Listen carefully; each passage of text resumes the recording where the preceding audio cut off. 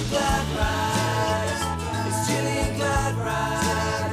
It's Gilliangladrag Fluff-a-torium. It's Gilliangladrag.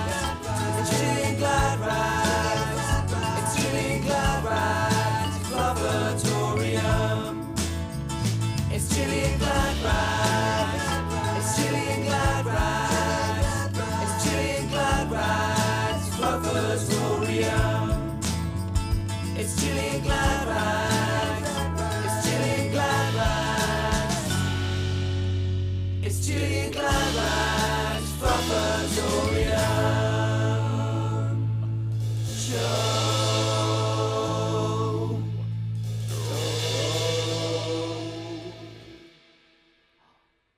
You're being such a good girl, Bowie, aren't you? You're being such a good girl. Are you ready for this lovely trick? Are you wearing your car dog, Anne? Are you wearing your car dog, Anne? Are you?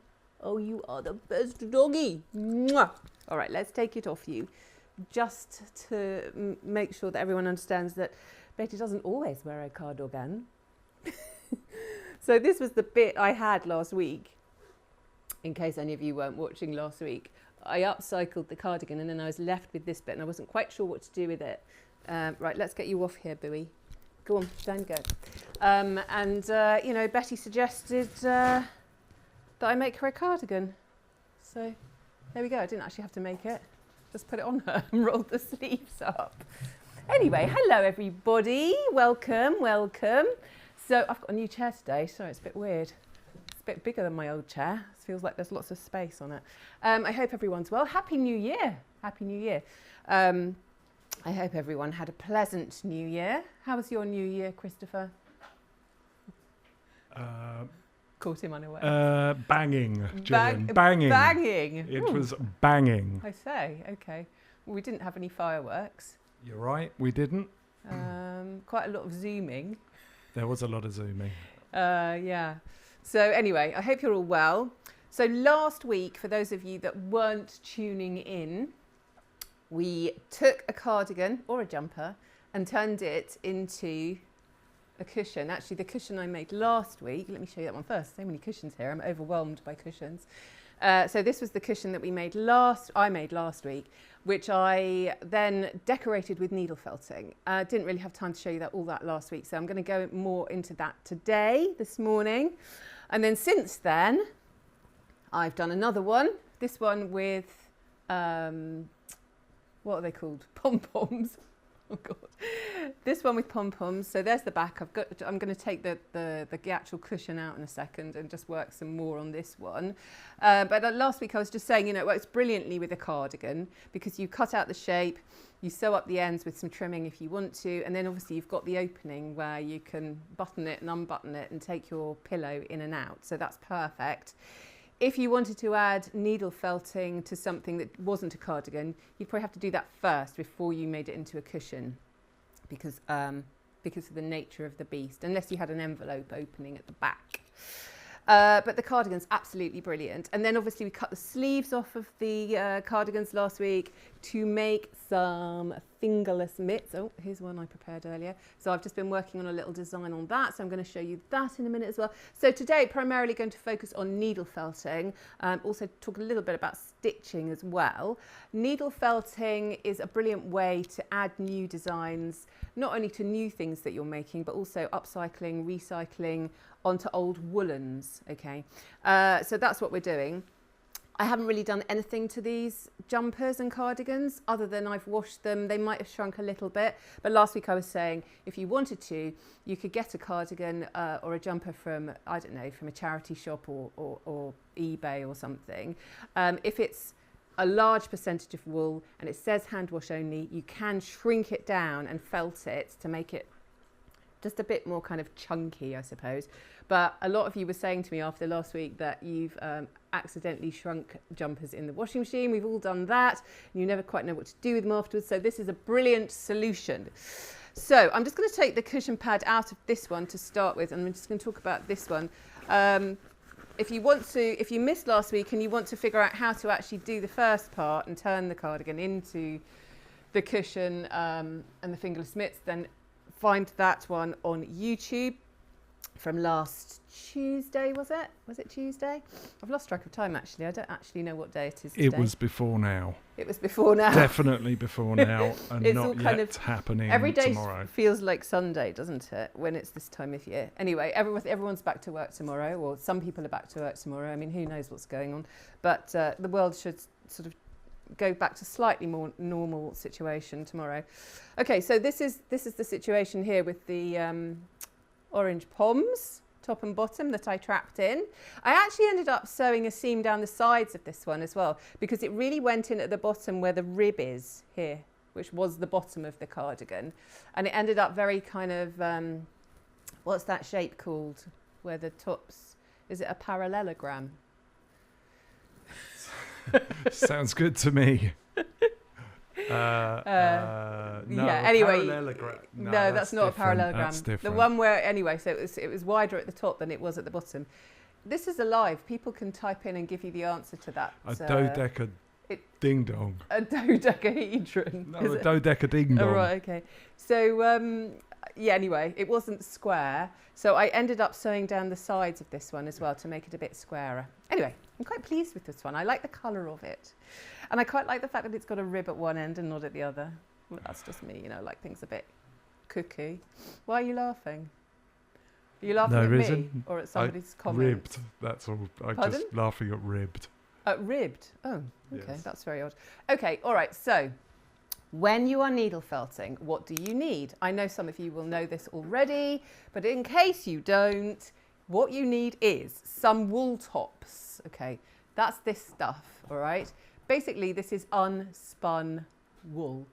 So it comes off the sheep, it's washed, it's brushed, all the rest of it. They get all the bits out of it. It's wound into a continuous length, and then it's dyed into all these magnificent colours, of which we have over 70. So lots of colours to choose from. Great inspiration, great colour palette. If you haven't got any, I suggest you get like our rainbow bag, which looks a bit like that. Or if you get our basic felt making starter kit, which is this one behind me. Ooh, pointing backwards the other way, that way. That one behind me there, the basic felt making, needle felting starter kit, that has a few colours in it as well, and some needles. Then you're going to need some foam. Okay, so that's basic, just high density foam that we sell in our needle felting kit, and we do sell it separately as well. And then you're also going to need some felting needles. Felting needles, very different to a normal needle. A felting needle is nothing like a sewing needle. It doesn't have an eye. It just has a very, very sharp barbed end to it. The ones that I use all the time are the 38 gauge star profile felting needles, and they have, if you run your fingernail down the side, they have little sort of nicks in them that as you stab in and out of the wool, it entangle it together and felt it together, and that's what causes it to needle felt and become felted, if you like. So there's two sorts of felting. One is wet felting with soap and water, needle felting dry with the barbed needles. So the other thing I'm going to be using today, or showing you a bit, is the multi-needle tool. That also comes with our, I think, our basic needle felting kit has this inside. So this is 4 needles in a wooden holder, so you can stab 4 at once. It just speeds things up, that's all. And that's pretty much it. We also sell these little patcho wool kits, and these come with 2 colours, a tiny little bit of foam and a couple of needles. So these are perfect for adding little designs onto your woolens. And that's actually the one that I've got stuffed in the mitt here, the little piece of foam, which I'm just adding the rows onto. So how do you go about this? Well, the first thing that I'm going to do is I'm going to stick this larger piece of foam inside this cushion. Actually, do you want to go to the overhead camera for me, please, Christopher? Thank you. Yes, so obviously my I've got lady. my cardigan open at the back. There we go. And so I'm just going to get the foam aligned to where I want it to be, roughly. I was going to add a pineapple, sort of about here, I think. Oh, my cherries are upside down. Hang on, let's turn it round. There we go. So I was going to add a pineapple sort of here, live, a pineapple, never having done one before. So I've got a various selection of colours of wool here, wool tops, okay. The thing about the wool tops is when you're needle felting is you really don't need very much. I'm going to talk to you first about doing these little tiny little designs like this, and then I'm going to talk about how I did this sort of slightly more painterly, larger design, sort of more of a pictorial type thing. I'll talk to you about that in a second. And then I'll talk to you about this little rose here. So just these little kooky little motifs, just going to dot those all over the front of this cushion. Thought it was quite a fun idea. So I think we've got a little rose, a daisy, an orange, cherries, just in case you couldn't figure out what they were. The first thing I'm going to start with is some of this colour, I think, for my pineapple. Now, when you're doing something really itty-bitty small, you hardly need any, okay? So I'm just going to pull off the tiniest amount, like this, okay? Can you make sure you're watching out for questions, please, Christopher? Because I can see you're fiddling with your lights. I've got to have a fiddle with my lights. Focus. Just leave me alone. Leave me alone. So can you see how much I'm using there? Let me put it over something darker so that you can see like this, okay? Hardly any. And what's going to happen is as I stab this into the wool, let's put it just about there, you'll see that it sort of disappears down into it as I stab. Now, when you're using these felting needles, do you want to come back to me for a sec, Chris, please? It's really important that you don't stab too violently and that you don't stab anywhere near your fingers, okay? They're the most two important things. This needle will break. It has a sort of a point at which it tends to break where it goes much narrower. And if you sort of stab it at an angle, or you stab it too violently or too quickly, it will snap. Now, they're not expensive, they're 40 pence each, but I'm just saying this so that there's no need to break them. If you're careful with them, they don't break, okay? But do keep them away from your fingers. They do really hurt, obviously, if you stab yourself with them. So just when you do stab, if you go back to the overhead, please, Chris. When you do stab, keep them quite perpendicular. Don't do it too much at an angle. They really shouldn't break doing this kind of thing. They tend to break more when you are making something 3D. Like if I just hoik something 3D from behind me, like this kind of thing. So we make the robin. So when you're stabbing into something that's like really firm and dense and sculptural, that's when you'd be more likely to break the needle. But you probably won't be breaking it like this. So you really need to make sure that you're getting these barbs down into the foam. And then every now and again, you do just need to hoik this off the foam and just move it slightly so that it doesn't permanently attach to the foam, okay? Then I just thought I'd highlight this. So I've got two different yellows here. I've got the gold yellow and the bright yellow. So I might just get some of the bright yellow now and just put that just to one side of it, just to give it a little highlight. So I don't know if you can see, but I've sort of done that with the rose here. I've used two different pinks. I've done it with the little orange. I've got a darker sort of gingery colour there and then the bright orange here. I've done some little highlights on the cherries. It just adds a little bit of depth to whatever it is you're making, and it just makes it look slightly more interesting in my humble opinion. Then I'm just going to add a little bit more. So you will have to keep adding up to a point just because it disappears down underneath and it comes through. I'm going to show you the back of this in a minute so you can see what happens on the other side, but it will kind of disappear and you will have to just keep adding a little bit more. Okay, so the next thing I thought I would do is I'd just take a little tiny bit of brown and just do a little crossy on my pineapple. I don't know if you can see because we're fairly zoomed out with this camera, but hopefully you can. So I'm just going to do a little crisscross going that way. And then you've got a question. I've got a question. Oh, go on, yeah. While I'm doing this. That's like 2forjoy.luck. That's the name. Yes. On Instagram. Yeah. Oh, can you see okay on Instagram? Sorry. Yeah, just about. Just about. Yeah. Okay. Yeah. Do you use fine or coarse? Needles, I'm guessing you mean, Joy. Needles, yes, needles, that is. She says that afterwards. Yes. So these are 38 gauge star profile needles, okay? They are basically, if you looked at this head on under a microscope, it would be star-shaped in profile, and it's a 38 gauge. And that's my kind of general all-rounder that I tend to use for most things. Now, we do also sell one that's a 36 gauge triangular, which I think I've got one of here, yeah. So that's a 36 gauge triangular. Now, if I don't know if it'll catch the light as I twiddle it. Yeah, look, it does. Can you see it's got 3 very clear sides to it? I don't know, it depends how good your eyesight is. But that's much coarser, and it will make bigger holes in things, and it's more for sculptural work. So I tend not to use that when I'm doing this kind of thing. Okay, I'm just very desperate to just add in my little crissy crossies on my pineapple, just to show you how detailed you can be with this. And then if you don't like something, it's very, or you feel like you've gone wrong and it wasn't what you'd planned, it's actually really, really easy to pull it out again as well, which I won't do right now, but I will show you that in a minute. By the way, it's a trapezoid. Oh, Everybody's I knew somebody would know that. Well, you're all just loads of people so say mathematical. You fools. What's the matter with you? Goodness. It's a trapezoid. Don't you know? Sorry, a what? A trapezoid. I don't know now. I'll have to go back and have a look. Maths was never my strong point. Although I can be quite good with like simple sort of number crunching type maths, but anything to do with trigonometry or all that kind of thing. And I'm quite good with like, you know, finding out the area of something.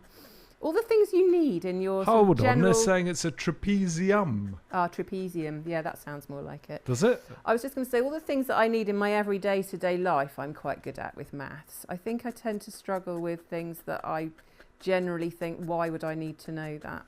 Anyway, right, look, oh, that's looking splendid, little pineapple. And then obviously your pineapple will have some green leaves at the top. I just want to, I suppose the point of me showing you this is how little wool I'm using.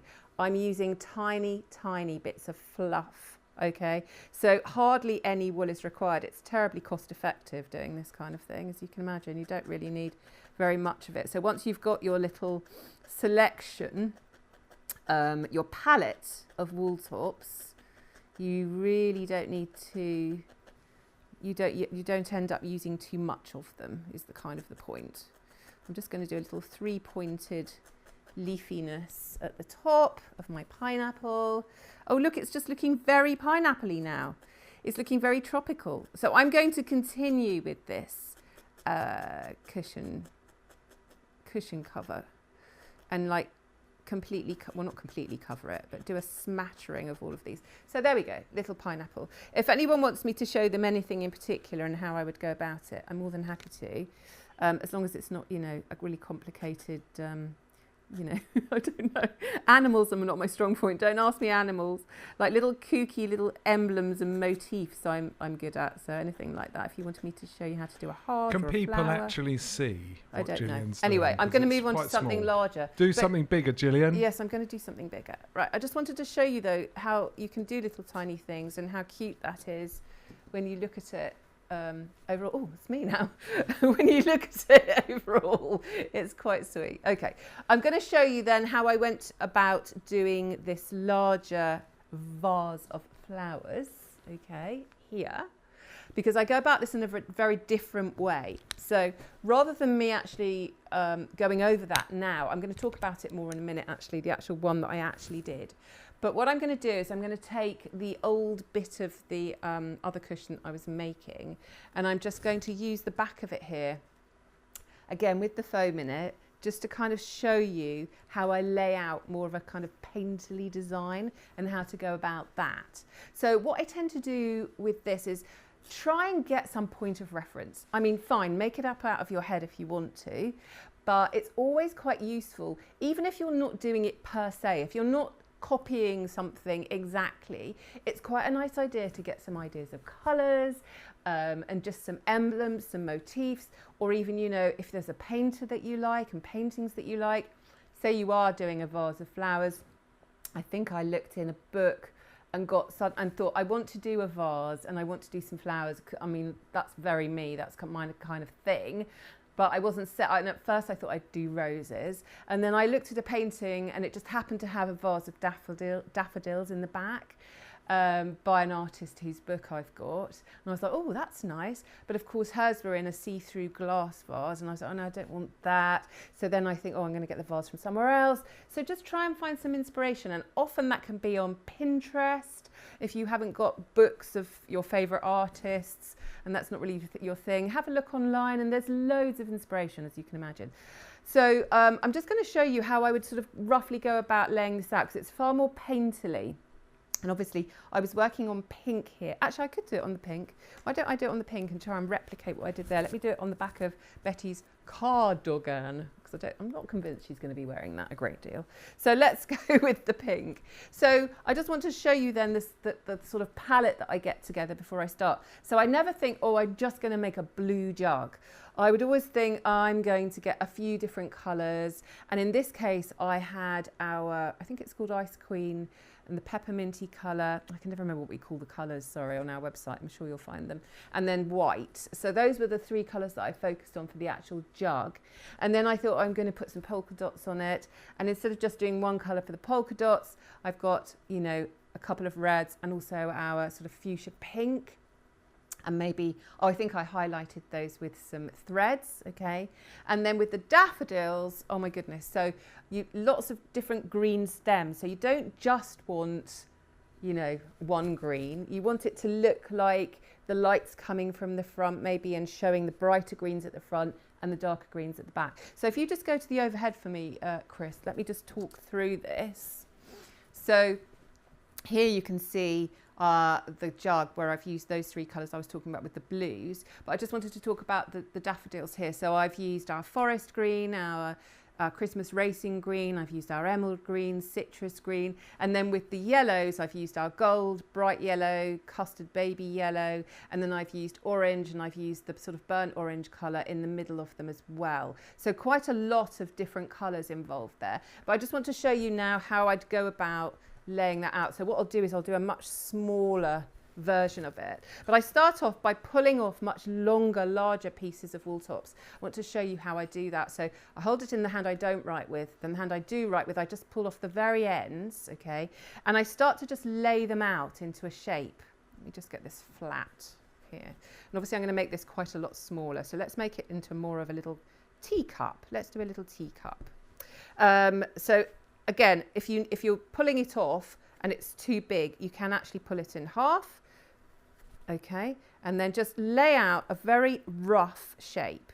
And I will just do a little handle as well for the teacup like I did on the jug, just to get an idea. Now, of course, none of this is fixed down at the moment, so you can change what you're doing. You can add highlights and lowlights to it. So maybe I'll think, okay, which side shall I decide that the light is coming from? Or is the light coming from the front? Do I just want some lighter bits on the front? Maybe I'll build up some lighter bits over here and then keep the darker bits over the other side over here, and so on, okay? So with the lighter bits, I was using the paler sort of pepperminty greeny colour, which is this one, okay?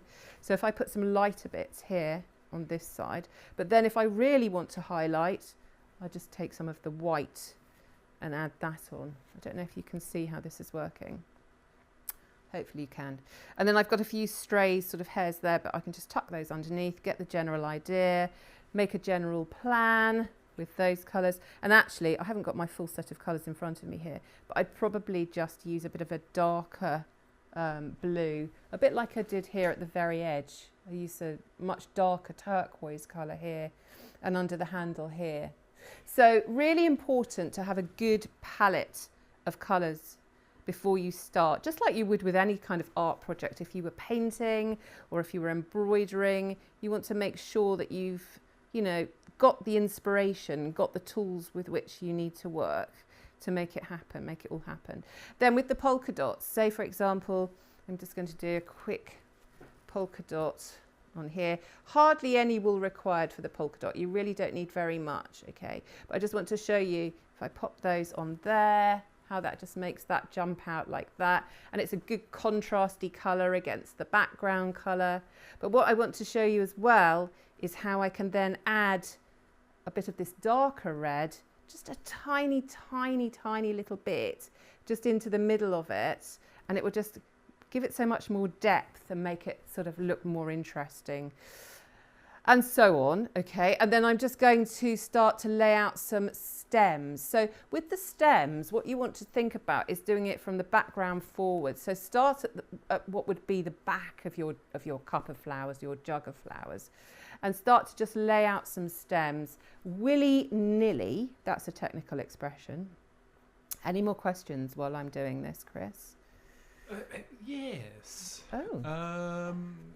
School Biscuit. School Biscuit. Actually, that name rings a bell. School Biscuit Yes, on yes, Instagram yes, yes. says, once something has been embellished with Yes, felt, yes. is it washable? Well, not really, but what I am going to talk to you about that in a minute, actually, and actually wet felting these designs once you've needle felted them to kind of really embed them into the wool.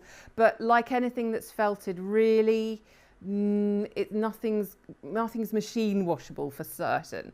But I would say that if you hand washed with care, that would be absolutely fine.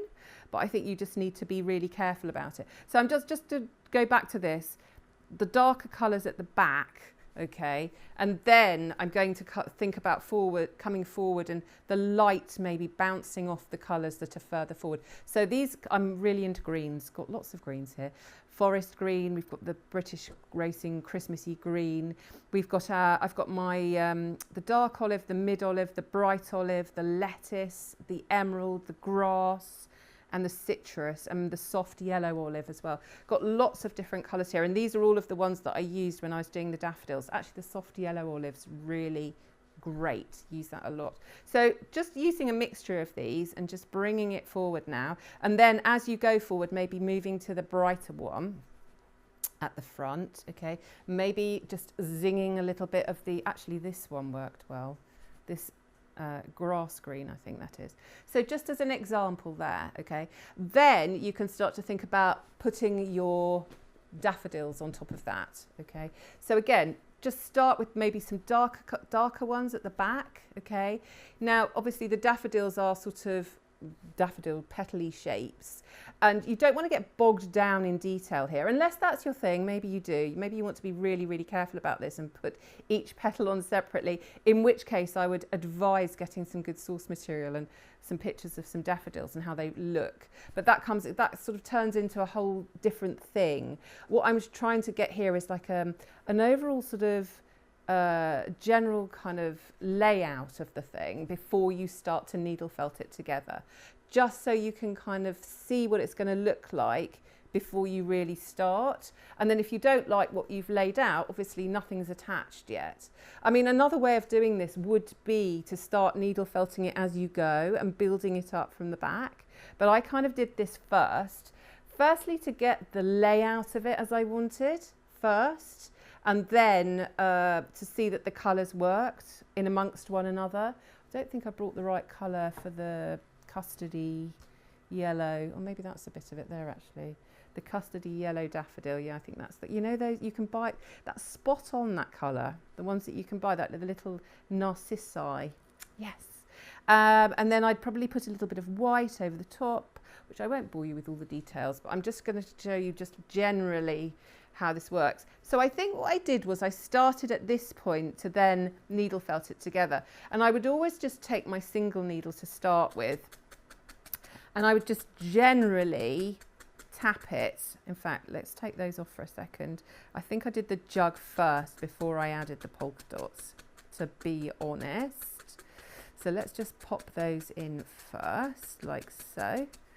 And just get that sort of, so this really allows you to just get the layout right. Just got a little bit of cotton there, and get it kind of sorted in terms of where everything's going to be, and that you've got it laid out correctly in the space that you've got available. And obviously with the cushion that was a lot bigger, but just so you can see roughly how to start doing it, this is kind of what I did. All right, so then I might think, well, actually, we need a little bit more of this colour over here, and it looks a bit pocky. I'd stop watching And for a so- minute, doing other things, come back and have a look. Yeah. That's amazing, Gillian. Oh, Are you saying that or something? Yeah, no, I'm saying it. Oh, gosh, okay. Because I thought it was going a little bit awry because Oh, I'd gone off and how started rude. doing other things. Or were you just And a I've little come bit back and disinterested? I'm rather surprised Okay. at how I'm much just going that to take rounds those. I'm like just going to take what it those should off of do. it.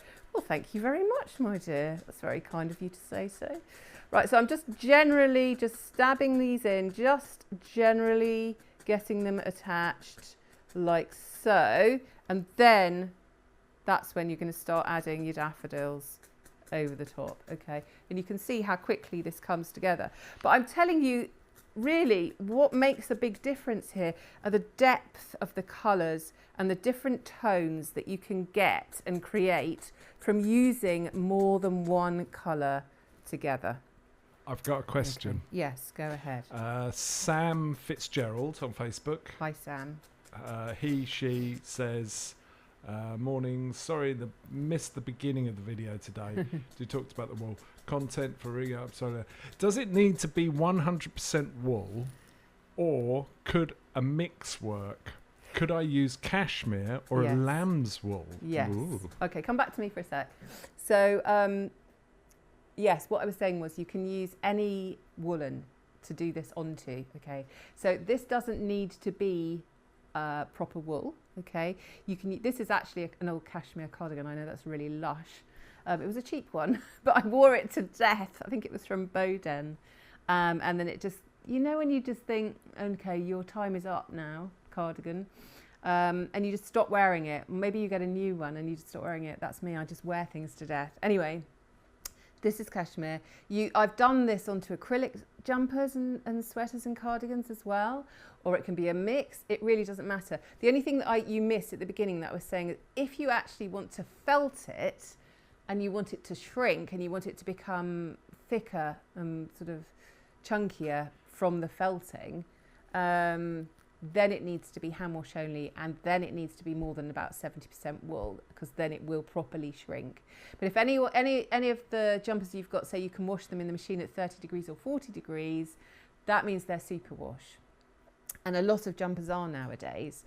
They coat each of the fibres in a special coating to stop it from shrinking. So that's to do with shrinking. But in terms of felting and adding the designs, you can do it onto anything that's woolen. So just don't try and do it onto a sweatshirt or onto a fleece or anything like that. But if it's woolly and it doesn't matter if it's acrylic or wool, then it's fine. So going back to this then, do you want to just go back to the shot over it? That's it, perfect. Yes, master. Going back to this, you can see that this is all looking quite sort of wibbly wobbly, okay? But it's laid out the bare bones of it. I think that's what I'm talking about here, is the bare bones. And you know, it doesn't really matter which way you lay the fibres now. So if I wanted to do some going across like that, just to kind of even it up, neaten it up, or add some highlights, add some lowlights, this is what I would do, okay? And you can see it's still really quite woolly as well. Now, there's a certain amount of stabbing that you can do before you need to then kind of release the foam from underneath so it doesn't get permanently attached. And I think we're probably about there. So I'm just going to then put my hand underneath and just lift it up off of the foam and put it down in a slightly different position. And now I'm just going to talk to you about this fellow. So this is the 4-needled multi-tool, okay? So this is exactly the same thing. It has exactly the same needles in it, basically just unscrews. You put the 4 needles in it and then you screw it back up again, and it's the same 38 gauge style. So you could fill it up with the other needle I was talking about as well, the thicker one. All this does is allows you to do it faster. Okay, so if I really wanted to get this done quickly, I would use this tool, even if it's just to sort of move me on to the next bit of it and the next layer of it. So I sort of feel like I need to do some work on the handle, and I'd add a little bit more shading onto there. And I feel like I need to do some more work onto the daffodils. So maybe like some of them are looking a little bit sparse and it needs some more inside them, as it were. So you might want to think about putting some more wool on. You might want to think about adding a highlight or a low light and then adding a center to them. Again, I'm just using tiny bits of this wool here now, okay? And I'm just putting it between my finger and thumb, putting it into a little sort of circle like that, and then popping it in the middle. Then I'll take the single felting needle and I'll just stab that in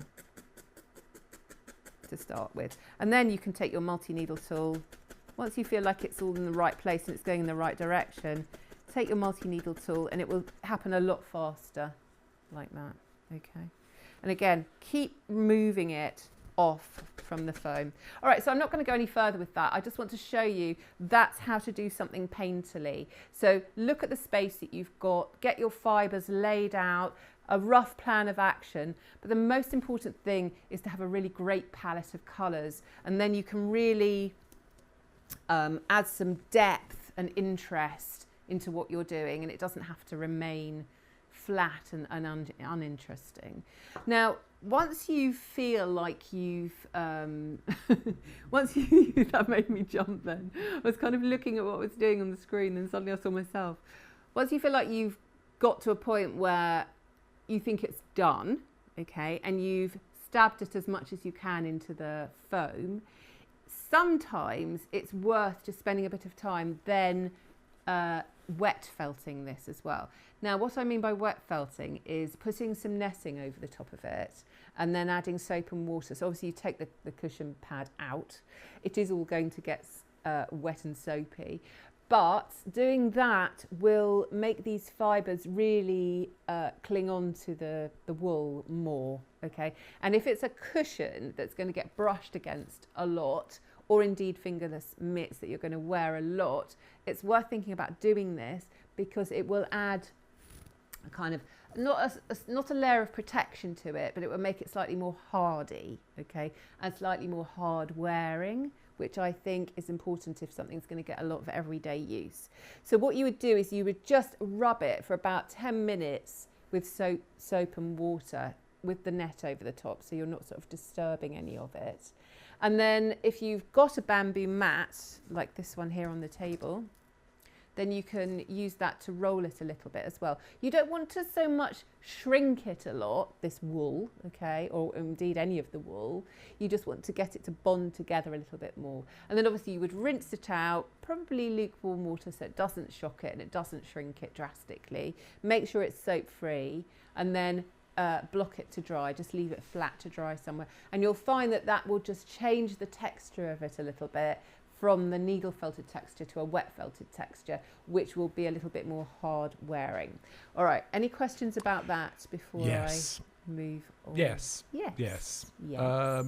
Yes. Molly and May asks, would you put some backing material on the back of the work? No, I never do. Oh, I was going to show you the other side actually. Hang on, let me get my blue one. You don't really need to, as long as it's well felted. It's not going to like come out. I don't know if any of you watched any of my punch needle tutorials, which is something completely different to needle felting.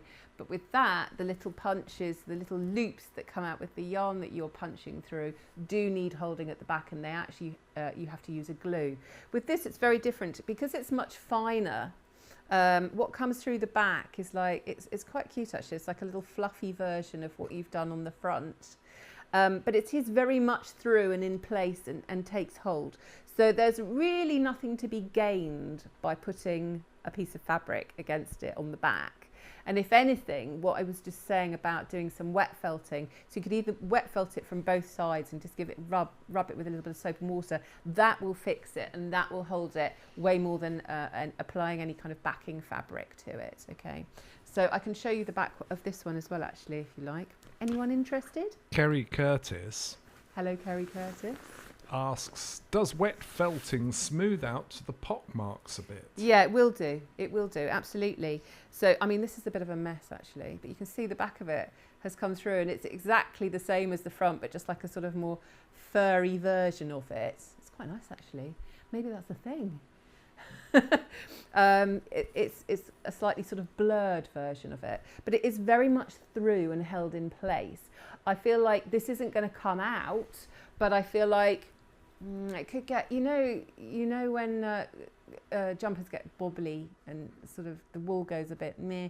I feel like that could happen to it if it got brushed across a lot, and certainly if the dog was on it or something, which obviously it wouldn't be, would you, Betty? Oh, she's curled up literally by my feet on the blanket that was on the chair. Very cute. If the dog was on it, or or it got sort of scratched against something, then it could pull at it a bit and some of the fibres might come out. So that wet felting over the top afterwards, I think, would really help, but don't shrink it too much. If you used a lot of really hot water and rubbed it with soap for too long, this wool tops is far more susceptible to being shrunk than the jumper that you've needle felted onto. So what you might find is then this shrinks and then puckers at the edge if you do it for too long.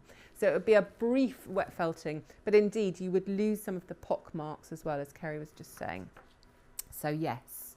So I would recommend doing that. Now I'm just before, how are we doing for time? Yeah, just before we go, I was just going to show you as well the little rows that I was doing on the fingerless mitt. Because I know a lot of people are interested in how to do that as well. So, and then I was going to just quickly talk about stitching as well on things. In fact, let me just do that before I forget. So on this, on the daffodils here, I've done quite a lot of stitching on it as well. If you just go to the overhead for a sec, let's do that first.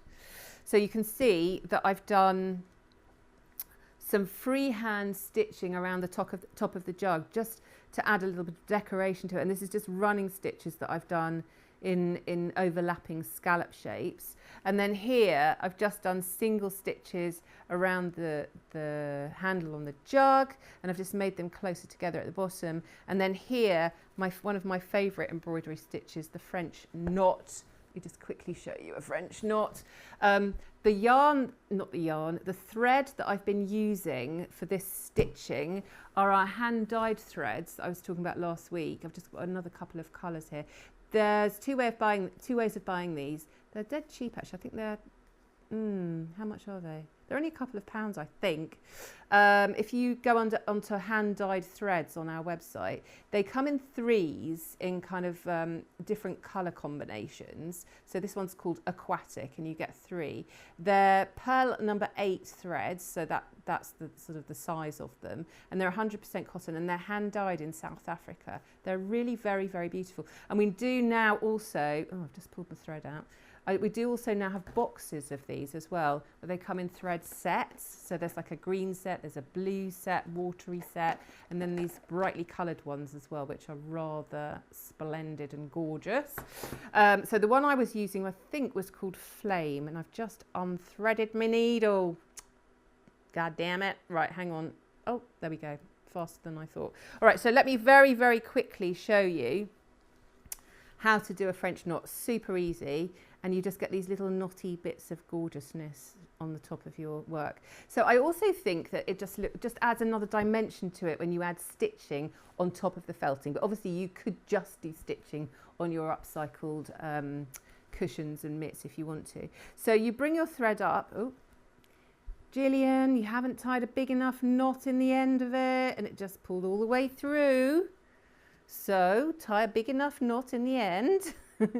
Then bring it up, okay? And it's really simple. You just need to be really careful that you keep your thread taut, okay? But you're just wrapping it around your needle a couple of times, and then you're going back down and keeping the thread taut as you pull it through, and then you end up with a lovely little knot, okay? That's the French knot. And I know that you can't see it very close up, but it just gives you these little kind of dinky little embroidery stitches, which just add another layer, just a certain je ne sais quoi. Right, now let me go on to this fingerless mitt here, okay? What I've done here is I've just used a tiny piece of foam, so one of our larger bits cut up, and it's also the same size that comes in our Pacho wool packs, okay? So the little bit of foam has gone into the mitt here, and then I've got the other one, that had all carefully laid out with all the bits of colour that I was going to use that have now gone AWOL and are skewed across the table. Anyway, so all I've done here is I've laid out some red, some darker red, some pale pink, and almost think of it a bit like that cup I was just doing over here, okay? So you've almost got like a cup shape. Obviously it doesn't have a handle, and then you've got the centre of your flower, and you want to differentiate these lights and darks, okay, and that will make it look more rose-like. So if I start again from the beginning using this piece in this one just here, let me kind of show you roughly what I do. So obviously this is the other hand of the mitts that I made last week. First of all, get your foam right in the middle. So look at where your seams are, okay? Make sure it's roughly in the middle. Line them up and decide roughly where you're going to do your design, which is sort of roughly about there. Then I'm just going to get some red to start with, some bright red. And then I'm just going to curl it around, kind of like that, okay? And I'm going to pop that down first. And you could start to stab this in, just gently stabbing, holding the needle halfway down so it's not too violent, okay? And then you're going to get a darker red, and I'm just going to take some of that, and then I'm just going to add a little low light at the bottom of that there, like so. And again, just bring it round and just stab it into place. So I'm not stabbing this very deeply at the moment. I'm just kind of laying out my colours, a bit like I was with the cup, before I get properly stabbing properly so that it properly adheres together. This is just my rough kind of laying out phase. Then I'm going to get a little bit of the pink that's actually very similar to the pink of the glove as it happens. And I'm just going to lay that here at the top. So that's like a highlight, okay, like so. And then you might also want to think even about adding a tiny bit of yellow into the flower. So if you think that it's got pollen in the center here and it would just be poking up from the middle here, just the other side of this, if this is a petal here, okay? And then you might want to think about having some lighter bit, just the light catching the edge of the front there. So I've got some much lighter pink here. Oh, I've just stabbed my finger. Like so, okay? Try not to get blood everywhere now.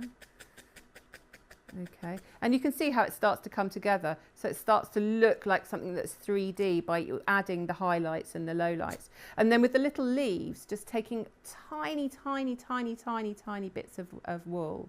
And I tend to just fold them in half and then twist the end and then start to stab that in at the side as a leaf. Okay, and again, don't just use one colour. So I'd probably choose to use, I don't know, I think I use this very, very bright lime greeny colour. Have we got any more questions, Christopher? Currently, no. Currently, no, okay. And if you do get to a point where you think, oh, I've actually got too much wool, you can just snip it off. I think the dog's snoring, if you can hear a weird noise in the background. It's definitely not me making that weird sort of grunting noise. And then I'm just going to do another little bit on the other side as well. So again, tiny bit of wool, twist it over, twist the end, stab it in place. And there you've got some little roses on your gloves. And what I did here at the bottom was I did a blanket stitch. I think I talked about that last week. And then I just did a little cross at the sides. But again, you can do all sorts of decorative stitching on these as well as the needle felting. Let me just actually pull this out. And again, I think it would make a great deal of sense to me anyway to wet felt this a little bit as well, just to keep it in place, because these will probably get a lot of wear and tear and you don't want the design to lift off. Okay, I would recommend doing them simultaneously because obviously I've done this one separately, it looks slightly different. So probably start again and make it try and look the same so that they're a matching pair. But that, my friends,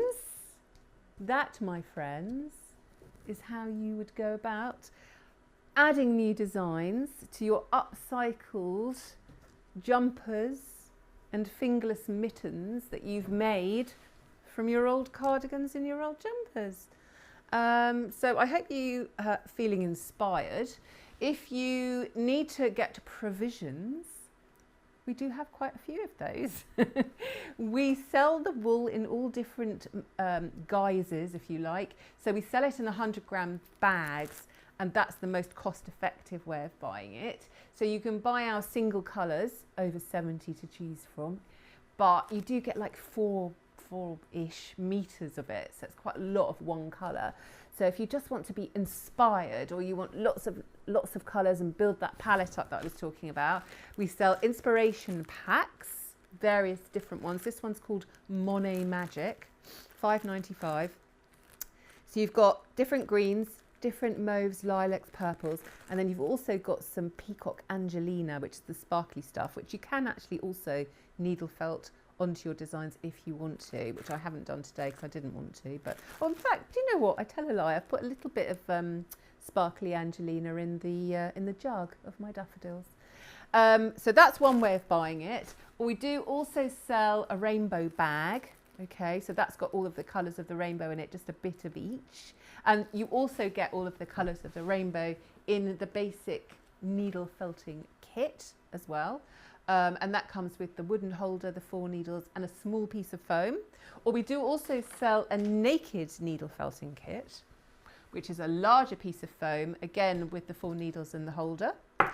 If you want to just buy lots of little bits of lots of different colours, we do a deal where you can buy all of our 9 25-gram bags in a sort of reduced deal on our website, so have a look for that. And then if you do just want to literally mend a jumper or do a little design on a jumper, you can buy the Pacho wool kit, which again, as I mentioned before, is a little piece of foam, 2 needles and 2 colours, and that comes in loads of different colourways, some of which I have got here. So we do like I did a toadstool live back last year. That sounds weird saying that now. I did another live where I did a toadstool on some fingerless mitts using red and white. So it comes in red and white.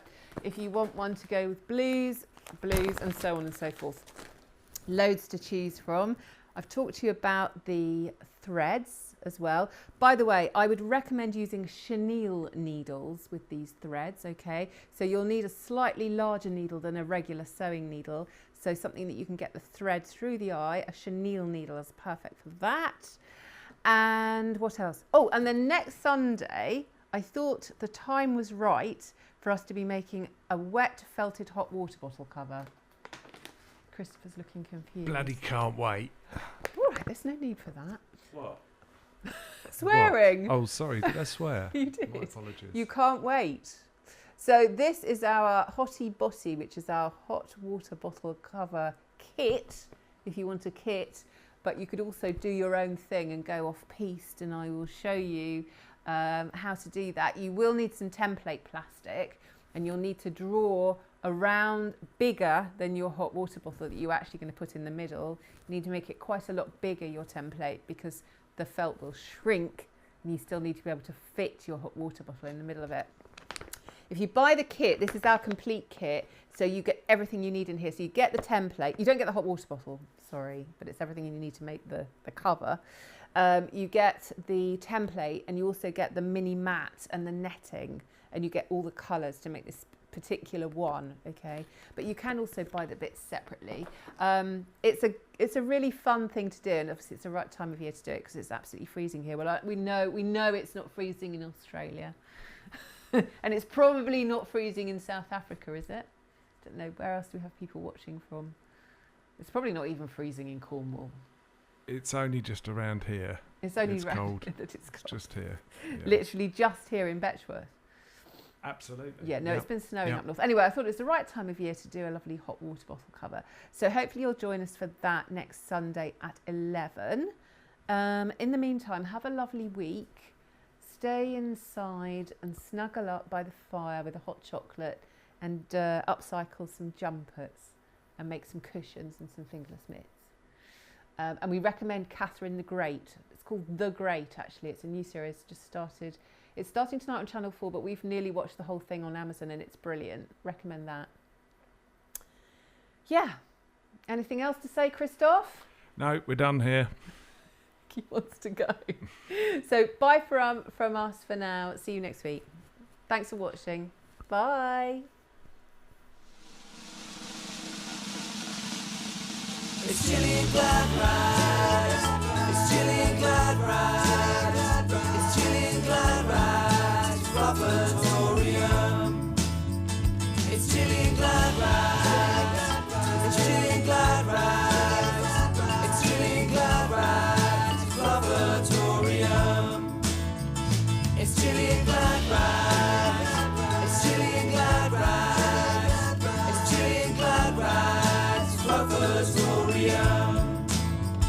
It's Gilliangladrag. It's Gilliangladrag. It's Gilliangladrag Fluff-a-torium.